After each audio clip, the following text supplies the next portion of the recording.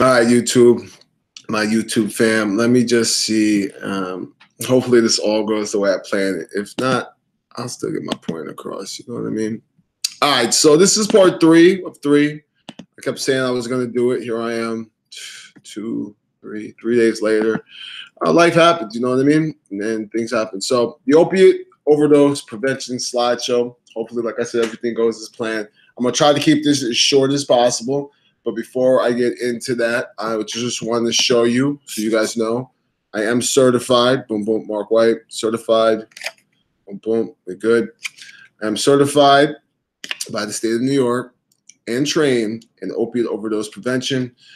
Here is the Narcan, naloxone kit. I'm not going to actually open this kit until I need to. Hopefully that day will never come. I got my water. 2 bottles of water, just in case. You got your little pamphlet that you're going to get if you get certified in New York about the NCAP, right? And then you get your little, if you notice, we got 2. Me and my wife both did it, right? Me and my wife, boom, we did our parts. So you get your little pamphlet. What also has is drug disposal locations. We're going to talk about that a little bit later. But hopefully everything works and I can do this the way I planned it in my head. So first thing first, I'm going to do is I'm going to get this presentation up and pray that this all works the way it's supposed to. All right, boom.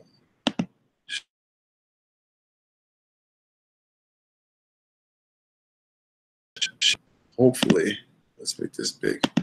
Hopefully you guys can see this, right? I'm praying. I should really go check it, but we're not going to. We're just going to take our sweet time, and we're going to get through this because it is a 3-hour course. I mean, granted, it didn't take us 3 hours, but they give you a time period of 3 hours to prep for this course. All right, so the Community Opiate Overdose Training. This is a presentation. The slideshow came from the Westchester County Department of Health. I'm sure if you're not in New York, your Department of Health we'll have something similar to this. All right, so first things first, we have the history of naloxone, which is known as Narcan, training in Westchester. Initially, it focused on training police officers. Initially, just police officers, because you know what? Police officers are usually the first responders on the scene, and if it's an overdose, you really don't have that much time to wait around. So originally, it was focused on just the police officers. You know, EMS and firemen, they got incorporated into that a little bit later. The training began in late 2014. Lives were saved by officers in the following police departments: Croton, White Plains, Lewisboro, Mamaroneck, Mount Pleasant, Chappaqua, Peekskill, North Salem, Buchanan, Yonkers, and Westchester County. Now, the reason why they put these here is so you get a visual aid to see that Croton, wealthier area.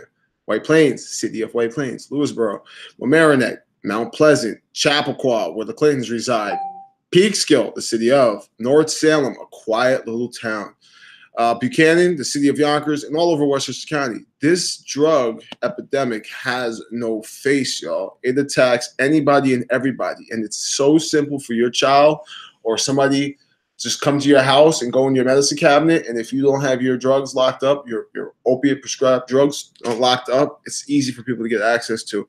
And then you got people on the streets that get here, and we'll talk about that a little bit later. In 2015, the health department expanded the training program to include the public to combat this epidemic in order to increase the potential to save lives. Exactly the reason why. To date, over 27,000 members of the community have been trained on naloxone, Narcan, and I'm one of them, all right? My wife is another one. In 2016, the training expanded to include medical students, which I think they should have known already from day one. All right. Multi-pronged approach requires diverse and robust collaborations among law enforcement agents, public health, mental health communities, medical professions, and community partners. Training objections. So in this training, we had to understand the opiate overdose problem in the United States. We had to recognize the signs and symptoms of an overdose. We had to know the steps to take when encountering an opiate overdose. We know how to properly administer Narcan. We have to report the use of Narcan. After you administrate Narcan, you have to call 911 immediately, and you tell them that you've administered Narcan. You have to understand that naloxone is a co-payment assistance program, the NCAP. We'll talk about that a little bit. And you have to be aware of CDC guidelines for prescription opiates. Now, this is crucial, and I wish I knew this way back when I first had to do pain management, but it's never too late to learn, right?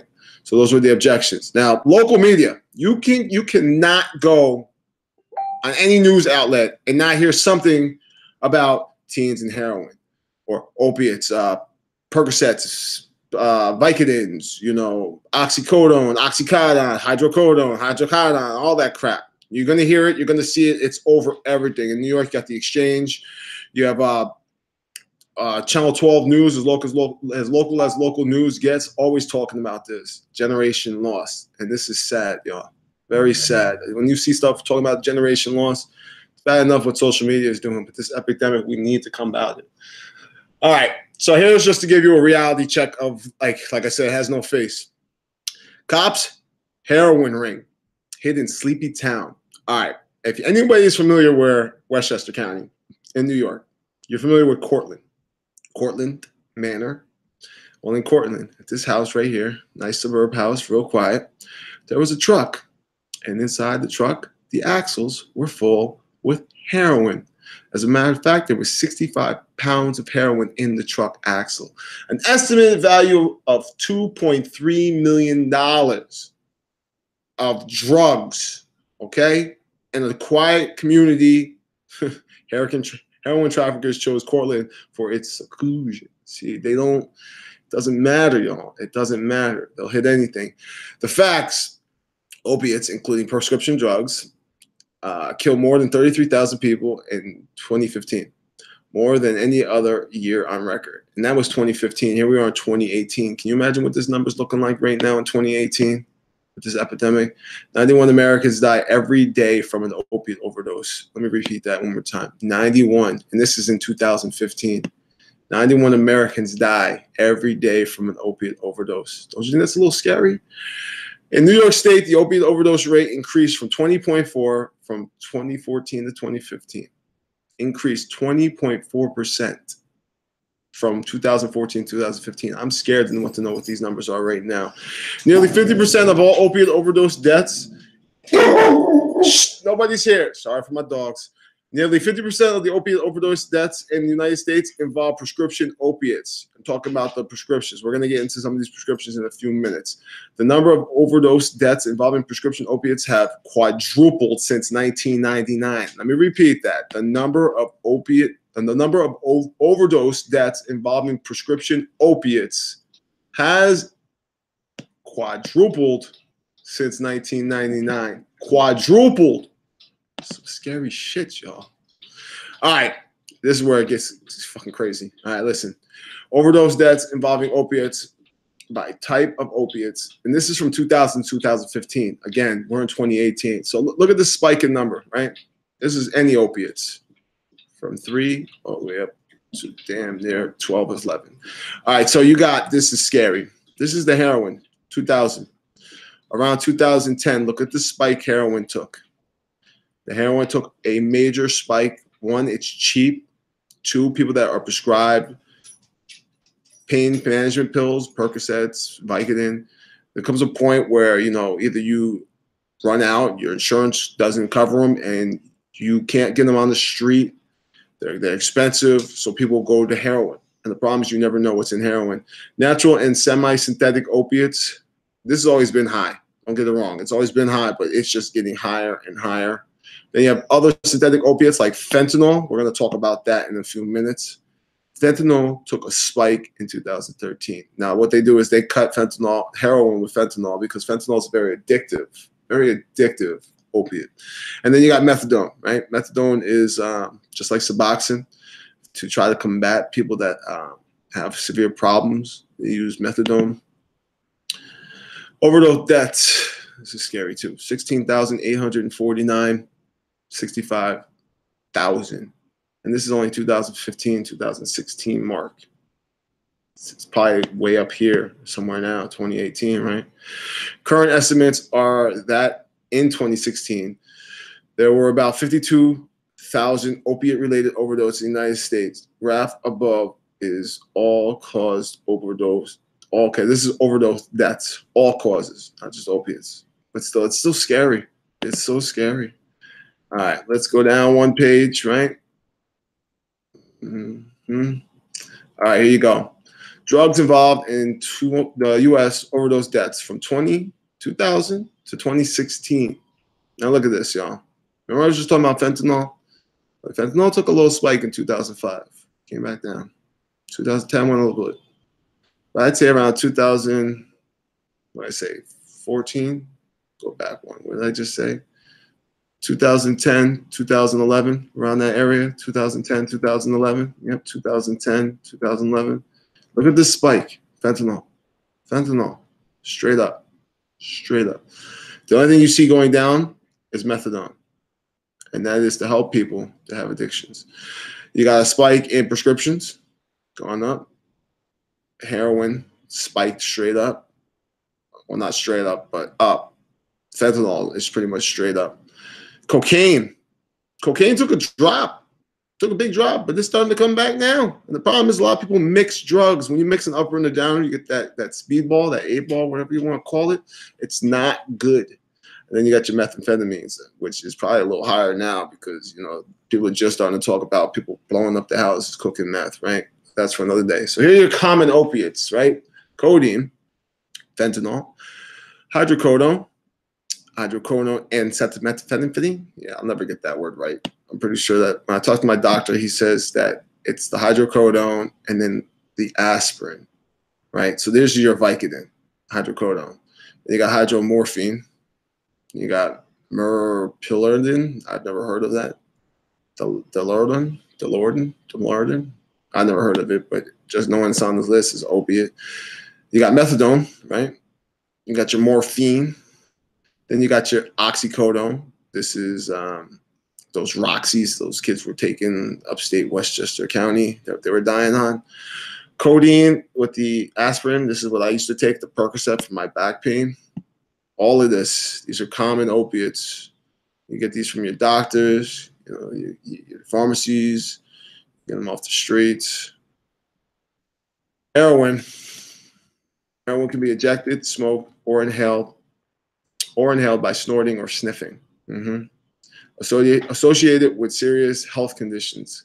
Collapsed veins, infection of the heart lining and valves, contracts infections like hepatitis and HIV. Scared of needles, y'all. Here we go. Fentanyl. Now we're just talking about this. Fentanyl with that crazy spike. Fentanyl is the most powerful opiate used by humans in medicine, right? The most powerful one. As a matter of fact, women that give birth, I believe part of your epidural has fentanyl in it. Just to let you know. Often used during surgeries and to treat cancer pain. Cancer pain.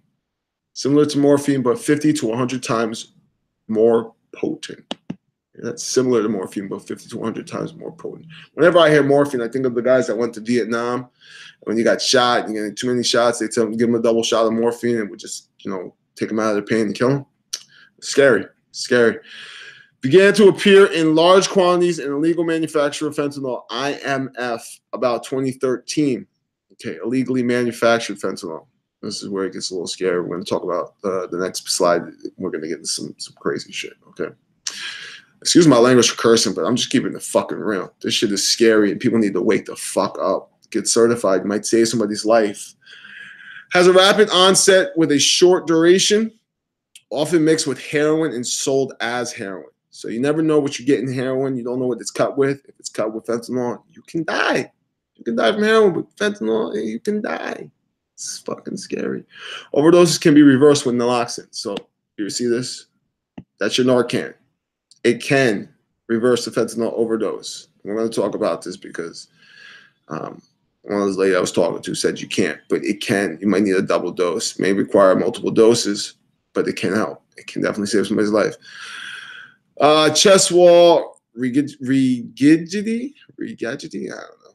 One day I'll get all these words right, but you get the point. I'm getting the point across. Cannot move chest wall or breathing, even though you might be conscious. How scary is that, right? You're conscious, but you can't breathe. You can't breathe. You can't breathe. You can't move your chest wall. You can't get your lungs to breathe. It's crazy. Half-life is about 3.7 hours.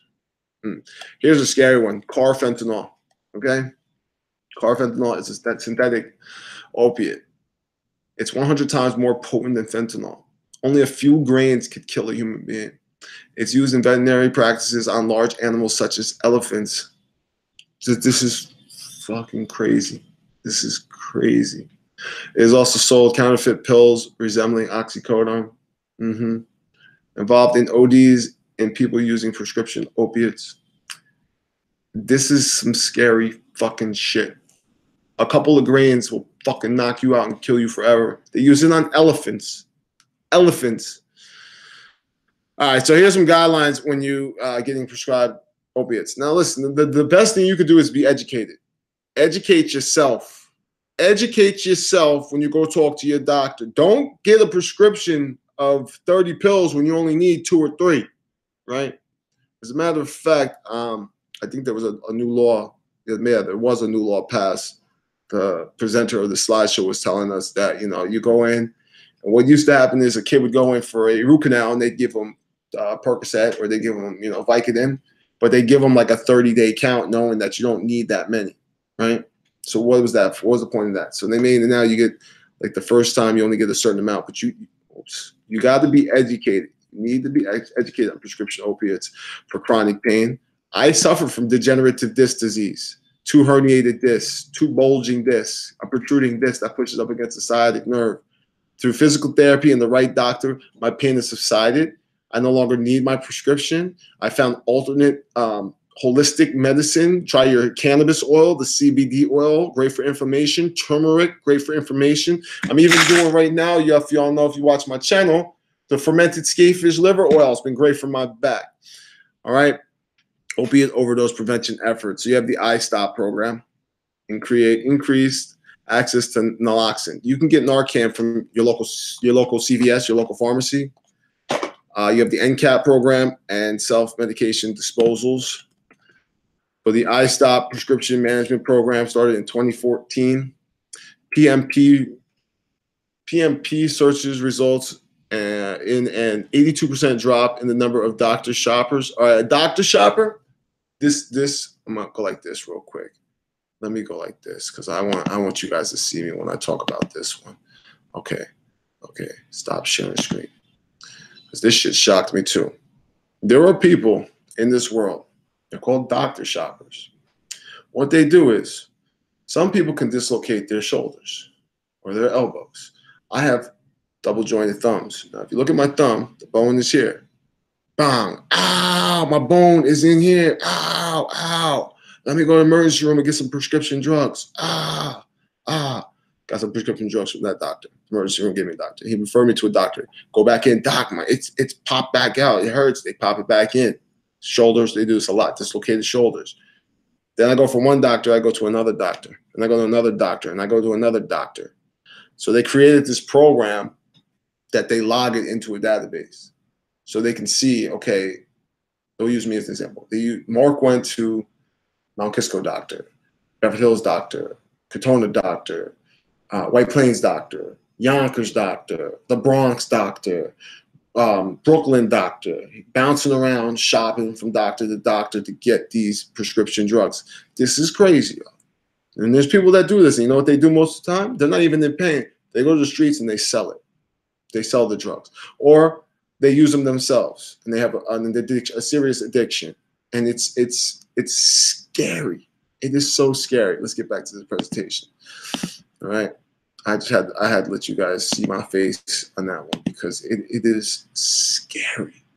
So with the iStop program, like I said, they have the database, and it decreased doctor shoppers, which helped take some of these pharmaceuticals off the streets. But listen, y'all, if somebody wants to get high, regardless of whatever we do, people are going to want to get high. They're going to go get high, okay? But if we can help decrease it, that's a great thing. Doctor shoppers just said this: patients who visit multiple doctors to obtain controlled substances and medications. Then you have the New York State PHL Section 331 5 B and C, effective July 22nd, 2016. Lower prescription limitations for opiates for acute pain from 30 to 7 days supplies. I just touched base on that just a minute ago. On initial visit to doctors. So let's say you go to get your root canal, your tooth pulled.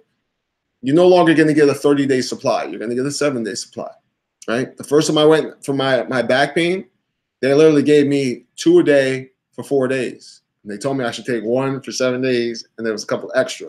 Until I went and saw another doctor, and they got the MRI, and they saw my back, and then he gave me a month's supply. And then they started lowering it because of my request. I didn't want to become addicted. And it's very addictive. It only takes about 6-7 days to become addicted. Increasing access to addiction treatment by eliminating insurance barriers, which is great. You know, a lot of insurances wouldn't let you go get treatment, or if they did, it was only for a certain amount of days, knowing that if you go into a program, 6-7 days of your insurance covering, it's not going to work. Requires ongoing education and ongoing education and addiction and pain management for all physicians and prescribers. Okay. Naloxone, aka Narcan, available at pharmacies. Okay. When you go to the pharmacy, if you don't have insurance, you're going to pay roughly about $145. Now, let me ask you a serious question. Is $145 worth somebody's life if you can save their life? If you don't have insurance? If you don't have insurance, go take one of these classes at your local public library, and they will give you a kit. They will give you one because they want every household to have one of these. The Harm Reduction Coalition issued standing medical orders to pharmacies for naloxone. Every person dispensing naloxone should have training in opioid overdose recognition and response. This little card, I'm telling you, 3 hours to get certified, and it was less than 3 hours. Pharmacists, right, need training to be better prepared to answer questions when dispensing. So yeah, your pharmacists need to be better trained. Everybody needs to be better trained. It's about educating each other, right? So yeah, the cost of an RX is approximately $145, approximately, without insurance. Then you got the NCAP, that little card I held up before. They passed them out. I took one. NCAP. No cost or low cost naloxone is available at pharmacies across New York State. Now, if you're not in New York State, you have to look this up for yourself. But up to $40 in copay assistance is available. And then to find your nearest registered pharmacy, just visit www.health.ny.gov.overdose. I'll have some links at the end of this for you guys to see too. All right.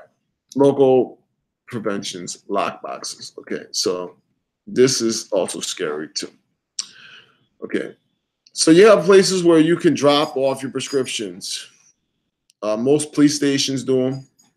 Damn near almost every police station on this list does them. Ardsley, Bedford, Briarcliff, Bronxville, Buchanan, Cortland, Croton, Dobbs Ferry, Eastchester, Elmsford, Greenberg, Harrison, Hastings, Larchmont, Lewisboro, Mamaroneck Town, Mount Kisco, Mount Pleasant, Mount Vernon, Newcastle, New Rochelle, North Castle, North Salem, Austin Village, Peekskill, Pelham Manor, Pelham, Pleasantville, Portchester, Pound Ridge, Rye Brook, Rye City, Scarsdale, Sleepy Hollow, Somers, Terrytown, Tuckahoe, Westchester County, office buildings, White Plains, and Yorktown.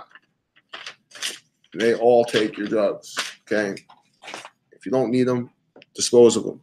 There was a whole thing about flushing them down your toilets and, environmental protection. So just bring them to your local police department. I believe CVSs are starting to now incorporate places where you can drop off medication. Unwanted and unneeded prescription medication can be disposed of safely. Medications are incinerated, keeping them off the streets, out of the hands of children, and out of wastewater streams, right? Okay, so there's an incinerator. I believe it's, I want to say Montrose, Buchanan area, or somewhere around that area, where they bring all this. So now, this is scary right here. Farm and Skittle parties. I talked about this in part 1. So these kids nowadays, what they do is, I'm going to I'm gonna stop sharing my screen so we can really talk about this again. Okay, what these kids do. This is scary. This is so scary. I got all my medication now in a lockbox, and my prescription opiates, my Percocets, no longer. The doctor didn't have to refill my prescription, so I did not take them. Knocking. If something ever happens and I do need to take them again, I have a lockbox with a key. Actually, 2 keys, one for me and one for my wife, in the bedroom, in a place out of the reach of the kids. And even if they get to it, it's locked. Now, this is what's scary. They have these farm and skillet parties in your house. Where do you keep your medication most of the time? In the medicine cabinet, in the bathroom. Now, your kids, let's say middle school, high school kids, they go into your bathroom, they open the prescription bottle, they put some in their hand, they put them in their pocket. Next bottle, same thing. Next bottle, same thing. And I'm not just talking about opiates. I'm not talking about prescription, opiates. I'm talking about anything from Valium to Xanax to antibiotics. They just take them and they put them in this bowl. And then when they have a party, the bowl's out. Everybody comes in, takes a handful, just pops in your mouth. Not knowing what you're taking. Could be an upper, could be a downer, could be antidepressant, could be anti-inflammatory, it could be, what did I just say? Antibiotics. It could be anything. But these kids, this is what they're doing now. This is what they're doing. And it's not a joke. It's not a joke. And, everyone's not worried until it affects them, and then it's too late. So take action now. Please, I beg you, please. Go look and get certified and trained on how to use one of these kits, the Narcan. Get yourself a little card. Be certified to now use it. All right, back to our presentation, because I thought that was scary, just knowing that kids, that was a shock to me. Farm parties, skittle parties, what they call them. All right, visit the website for lockbox location. So yeah, lockbox are also the disposal places, but also get yourself a lockbox, right? So that you can put your medication in. All right, next one. We're almost done. Risk factors of opioid overdose. Okay. Loss of tolerance. So these are risk factors for an opioid overdose. Okay. The loss of tolerance. So if you were taking medication for a long time and then you stop and then you start taking again and you think, okay, I made this mistake one time. So I used to take, they told me to take 1 every 4 hours. And then when the pain was so bad after I got shot, the doctor told me to take 2. So I was taking 2 every 2 to 3 hours for my pain. Time went by, felt better. I injured myself, and I was like, oh, the pain's almost as bad as when I was recovering from when I got shot. Let me take 2. I was never so sick in my life. Thank God I wasn't deathly sick or overdose or anything like that. There were the little ones, but the little ones can still kill you. So you lose your tolerance. You think you can still take what you used to take. Mixing the drugs, I'm going to tell you alcohol, and I still have a problem with the fact that alcohol is legal and marijuana is against the law. Alcohol, when you mix with anything, will allow you to be open to trying anything else. The Native Americans call it courage fire, courage water, because it makes you think you can do things that you could never do before. You got your synthetic drugs. Using alone in a car. Most of the times people pick up drugs. They can't wait to get home in the safe place, so they use it alone in a car. Risk of fatal overdose. The rapper DMX, they found him in the car. They had to revive him. That was the presenter of this presentation, used DMX, the rapper. Tom Petty. They just found out Prince was fentanyl. Tom Petty, he was managing his hip pain. You remember, a little too much, and that's it. You don't come back. Game over. The drug strength and purity, that also goes with mixing the drugs. When you cut heroin with fentanyl, it's going to be bad, okay? If you imagine you cut it with the car fentanyl, just a couple of grains kill you. People that have depression, high risk, and the history of a previous overdose. If you've overdosed before, you're at risk of doing it again. And it's sad because people do love you. Signs and symptoms of an opioid overdose: unresponsive and minimum responsive or minimum responsive, not breathing or respiratory arrest, right? Slow breathing, less than 10 per breath.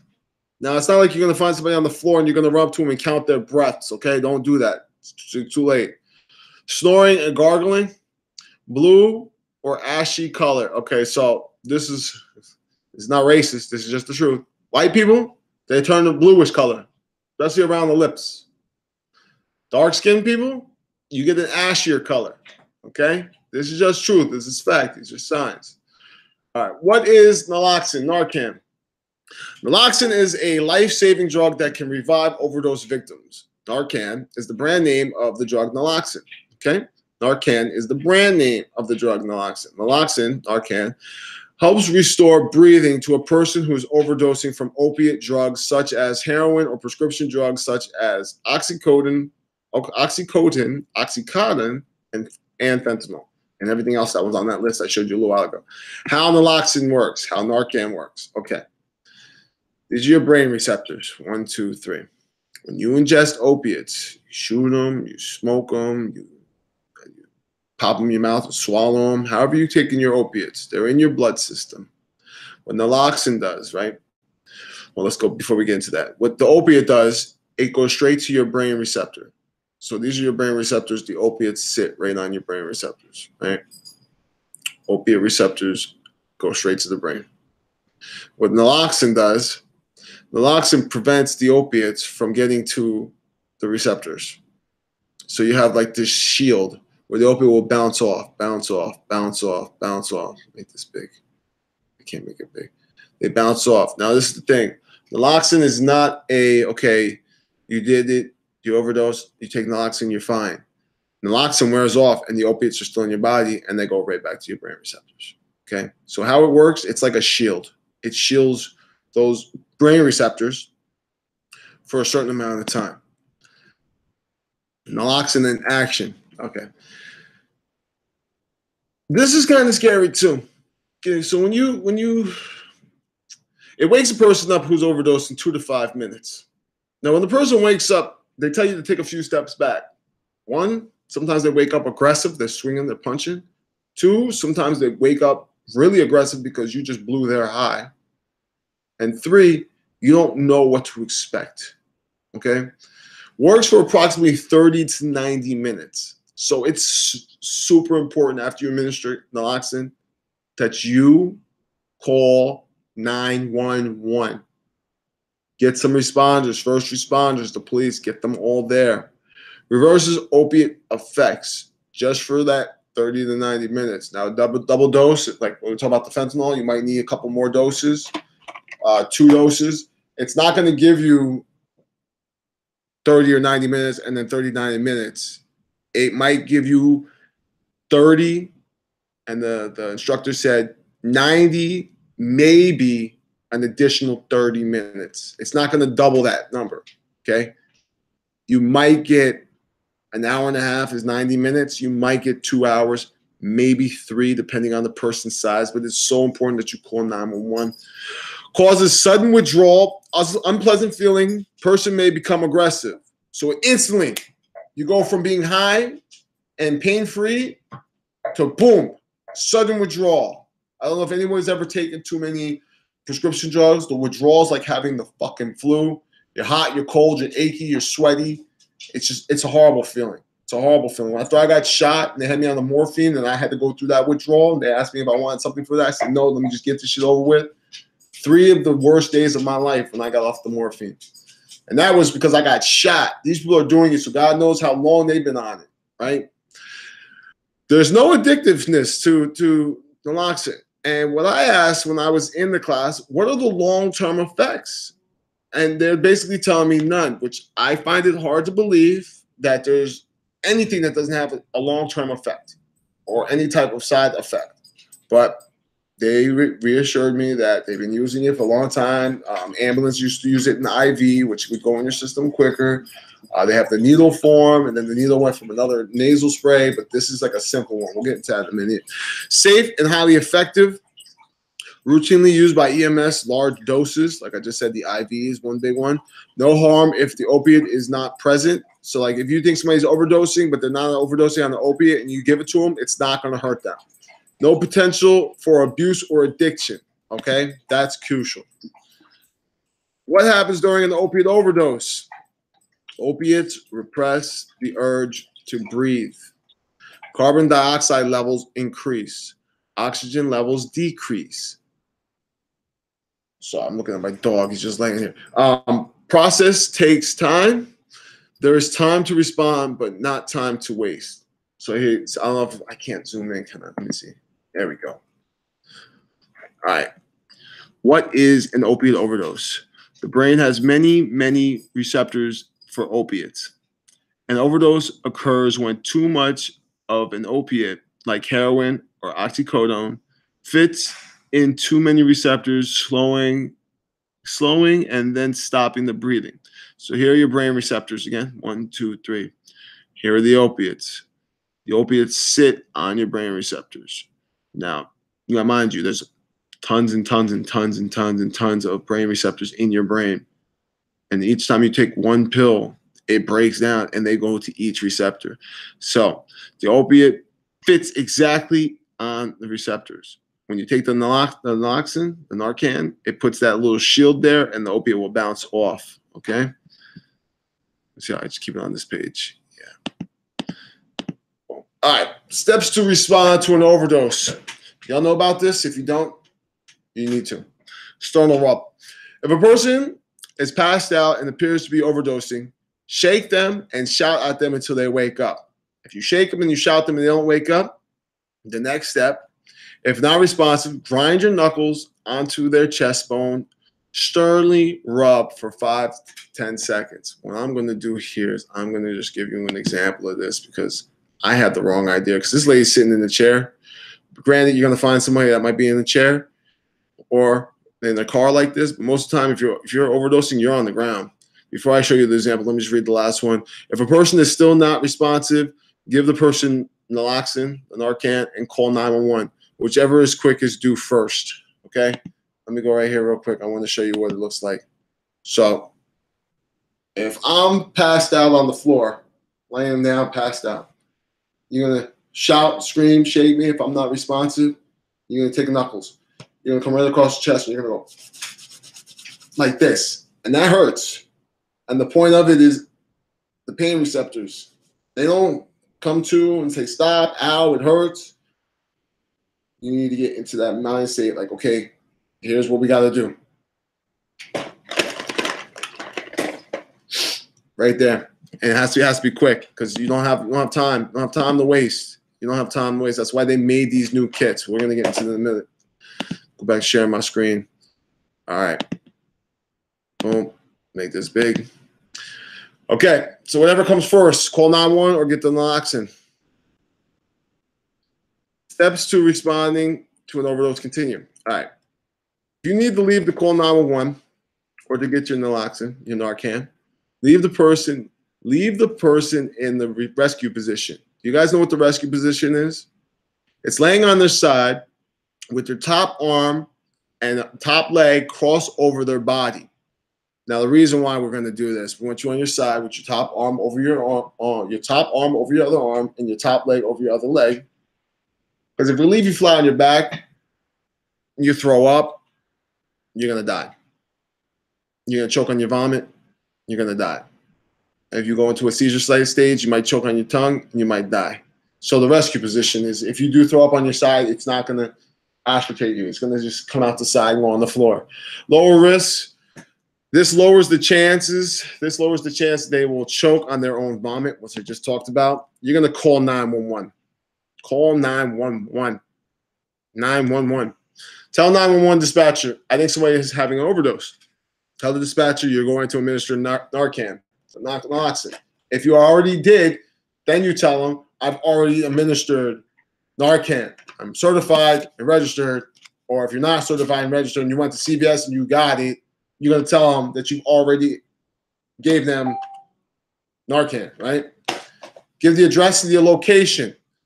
This is big. There was the instructor was telling us in Long Island, there was something going on where the cell tower wasn't picking up the right location. Always give 911 your location and the address. Stay with the person until help arrives. This is common sense. People start panicking. You get in a state of mind where you go into craziness. I know when we had our situation, I was running around with my head chopped off. My wife, she was the calm, select one. That's why I had to get this training, so I know what to do. God forbid, like I said, I'll never have to do it, but I'm certified. All right. Narcan is not a substitute for CPR, which I'm also going to get certified in because my certification expired a long time ago.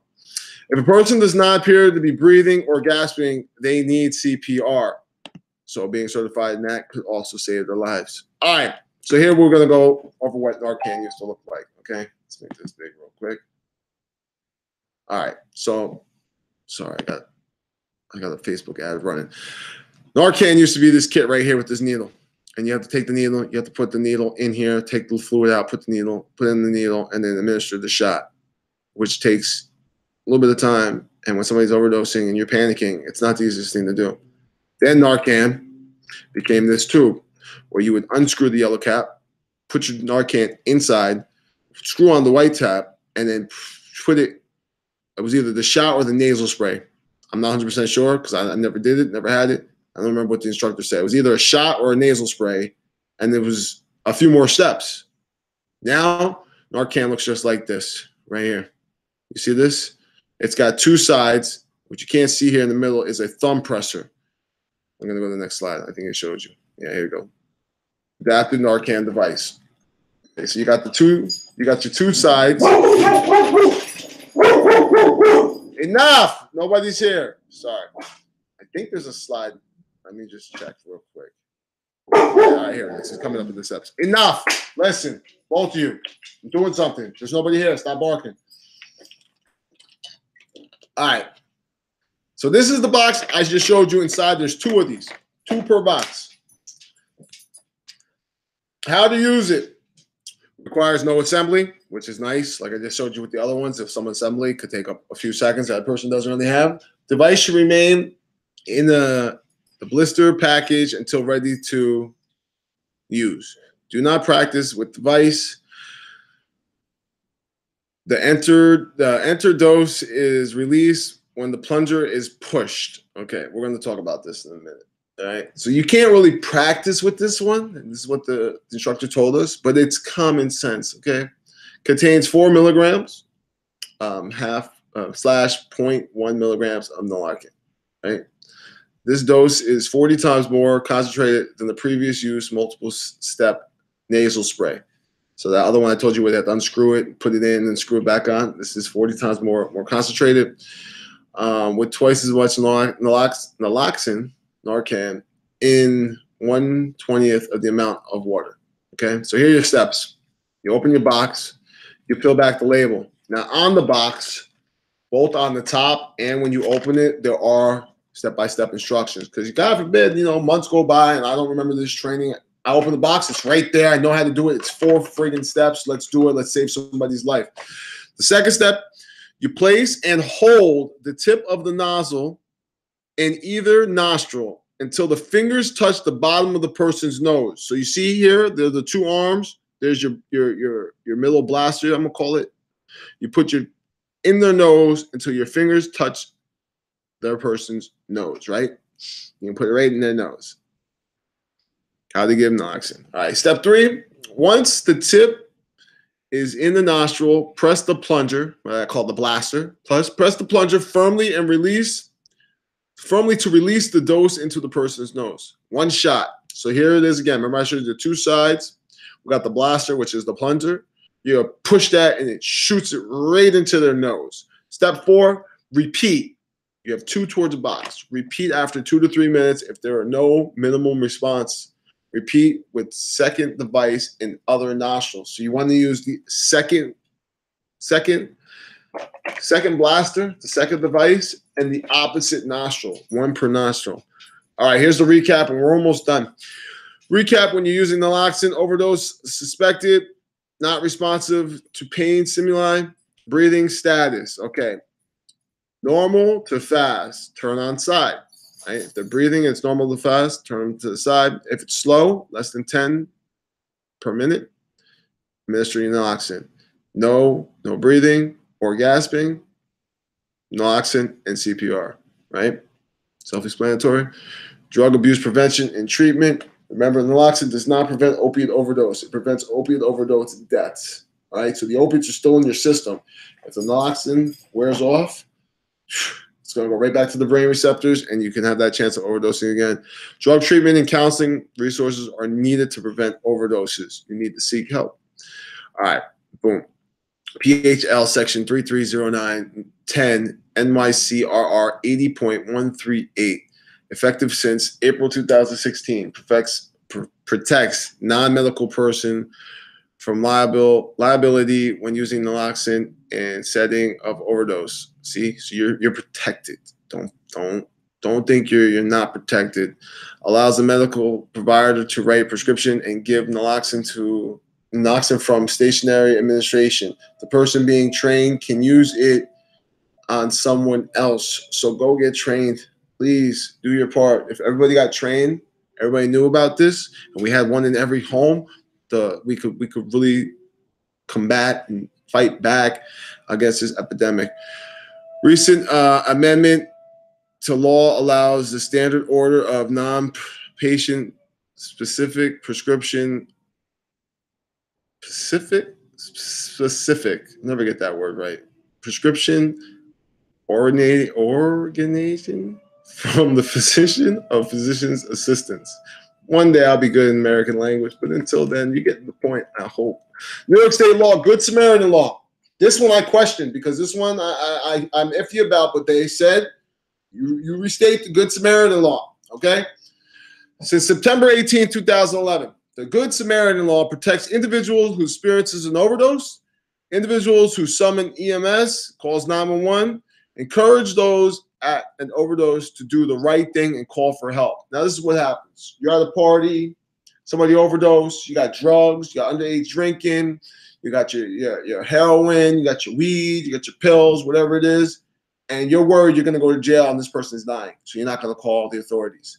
The Good Samaritan law protects you from being arrested in the presence of misdemeanors, possessions, or underage drinking. So what they're going to do is they're going to come in your house. They're going to save the person's life. They're going to take your drugs, but they're not going to arrest you. They're going to take your alcohol. They're not going to arrest you. Okay? You have to know this. There's a Good Samaritan law. Same thing with your kids. God forbid, your kids go out drinking. You tell your kids, you call me if you can't drive. I don't want you getting behind that steering wheel. I'm not going to be mad at you because you take the responsibility of calling me because you know you cannot drive. Now, the example, the officer Burpee, Chief David Burpee, talked about a kid got in the car, his friend was drunk, and he did not feel safe. So he called 911.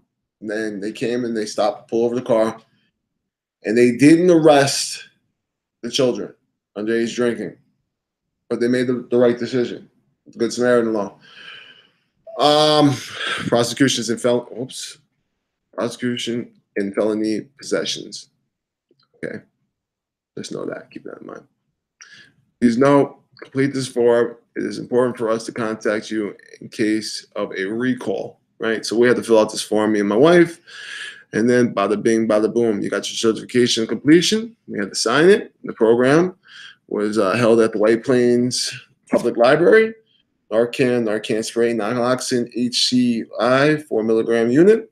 I got my number here. If you guys want to give it a call, feel free. It's 914-995-6588. You can call the New York State Department of Health Opioid Overdose Initiative, 1-800-692-8528, or visit them at www.health.ny.gov/overdose. Yep. So there you go. All right, here are the websites. For more information, you can visit them at westchestergov.com.health. This is where I went to get this presentation. You can like them on Facebook, facebook.com, WCHEALTHDEP, Westchester Health Department. You can follow them on Twitter, twitter.com/WCHEALTHDEP. For drug treatment and counseling resources, visit the Department of Community Mental Health at www.westchester.gov.com mental health. So 43 pages. We are officially done. Now, I'm not certified, y'all, in training you, but I wanted to give you this presentation to give you some awareness. I'm certified and trained in administrating this. Like I said, I pray I never have to, but I have it. My wife has one. I didn't touch base on this, though. This is just like human beings. It doesn't like to be left in the car on hot days. It doesn't like to be left in the car on freezing cold days. Where do you want to keep this? Where you would like to be. So if you have it in your car on you and you're driving, you got the AC on, you got the heat on, fine. But if you're in the car and it's 80, 90 degrees outside, humid and hot, you open the car and it's 10 times hotter, remember, like a dog, you want to leave the dog in the car? Take it out with you. Now, the instructor also said if you do leave it in the car and you do come across somebody that's overdosed, still use it. Still use it. And the expiration date, listen, it expires November 2019, right? If it's December, January, February, and this is all you got, use it. But you want to be on top of this. You have a lot number, you have an expiration date. When it expires, you can go down to your local pharmacy. You can pick up another one. You can go always take another class.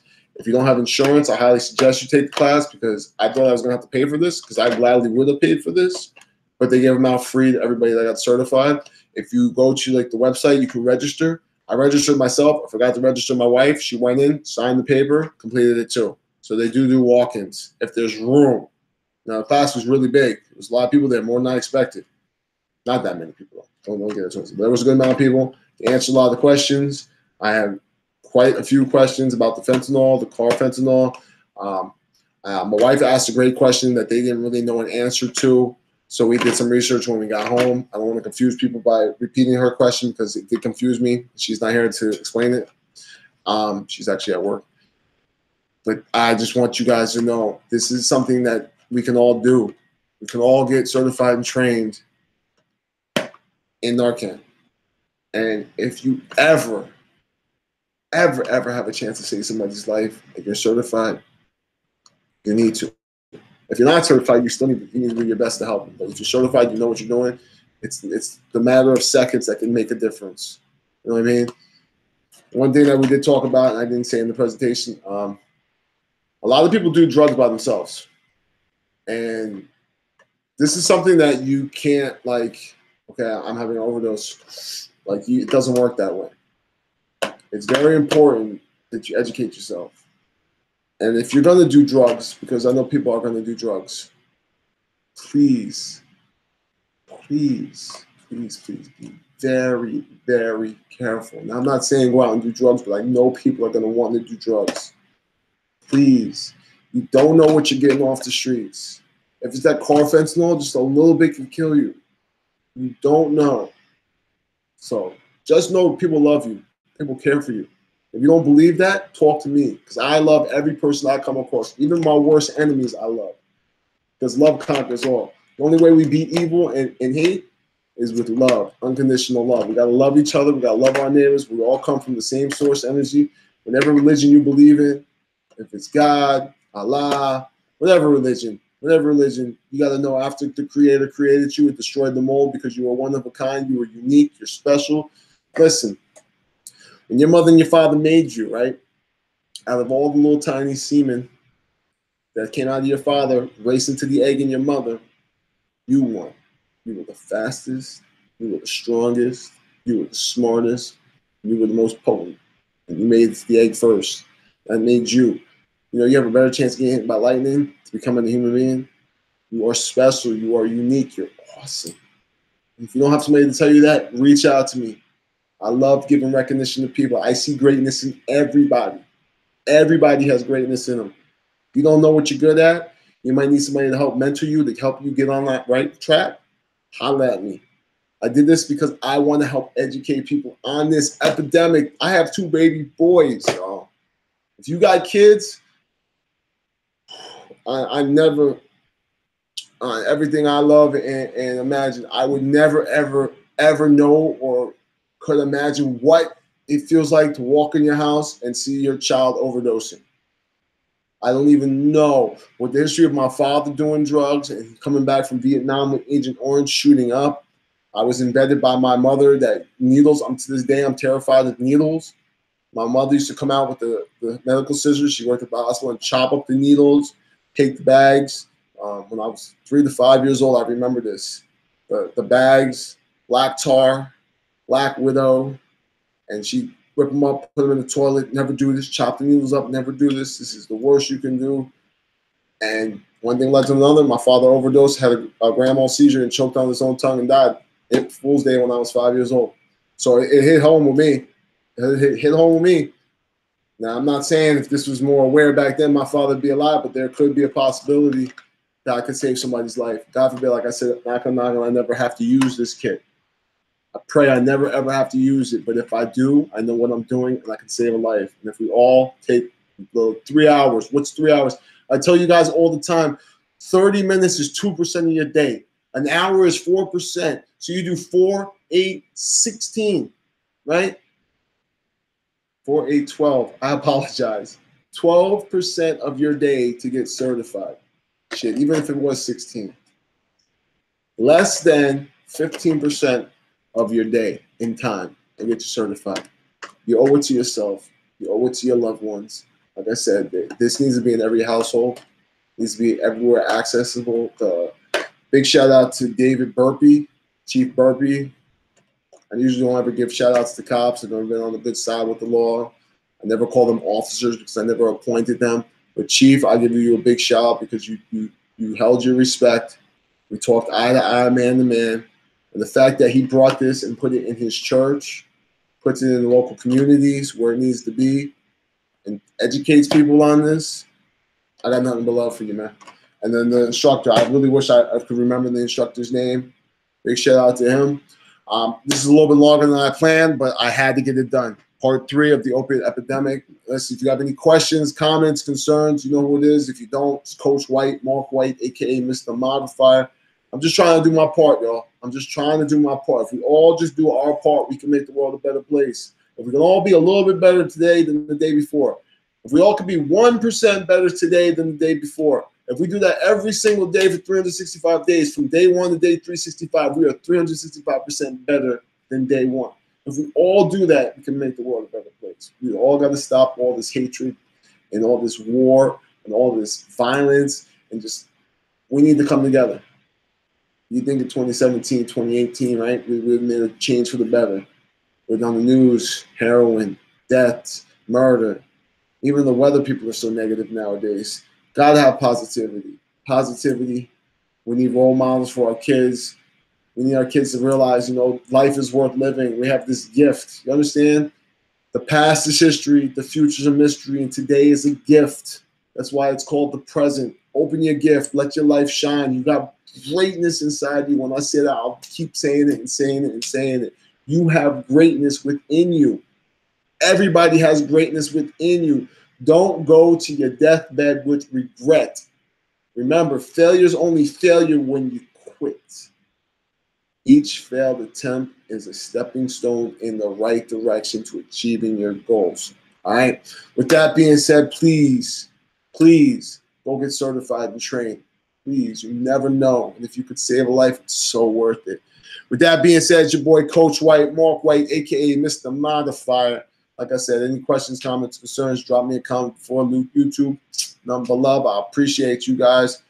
Everywhere that gives me a love, it gives me a heart on Facebook. I know I couldn't share the screen like I wanted to, so there is no dual broadcasting, but I can share this link on YouTube, and I will. Guarantee I will. With that, one last thing. I am running a program. No exercising, all about changing your mindset on food. If you're interested in that, let me know. I'm coming live tomorrow. We're going to talk about that when we do day 17 of the fermented skate fish liver oil. But once again, thank you, everybody. I do appreciate it. Thank you for your time. Y'all have a blessed night. Peace.